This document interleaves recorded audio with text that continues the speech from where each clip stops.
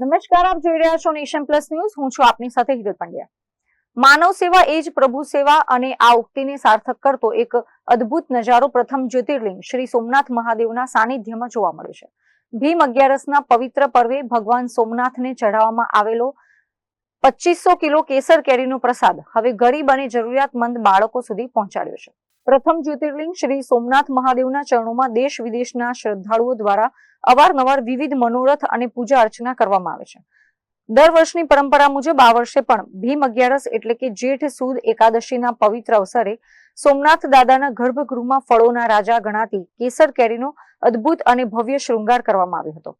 ભક્તો દ્વારા મહાદેવના ચરણોમાં 2500 કિલોથી પણ વધુ કેસર કેરીનો આ મનોરથ અર્પણ કરાયો હતો.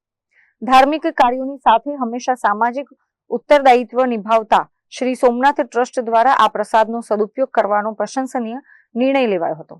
ટ્રસ્ટ દ્વારા ગીર સોમનાથ જિલ્લા વહીવટી તંત્રના સંકલનથી આ તમામ 2500 કિલો કેસર કેરી વેરાવળ તાલુકાની જુદી જુદી આંગણવાડીઓમાં મોકલવામાં આવી હતી.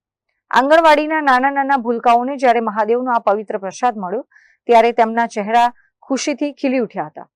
અત્રે ઉલ્લેખનીય છે કે સામાન્ય રીતે મંદિરોમાં ચડતો પ્રસાદ ભક્તોમાં વહેંચાતો હોય છે, પરંતુ સોમનાથ ટ્રસ્ટની આ અનોખી પહેલથી હજારો કુપોષિત અને સામાન્ય વર્ગના બાળકો સુધી ફળોના રાજા કેસર કેરી પહોંચી શકી છે. દેવાદિદેવ મહાદેવનો આ પ્રસાદ બાળકો માટે સુપોષણ પ્રસાદ સાબિત થયો છે. ટ્રસ્ટની આ કામગીરીને સમગ્ર રાજ્યમાં ભક્તિ અને માનવતાના સુભગ સમન્વયનું એક ઉત્તમ અને પ્રેરણાદાયી ઉદાહરણ પૂરું પાડ્યું છે.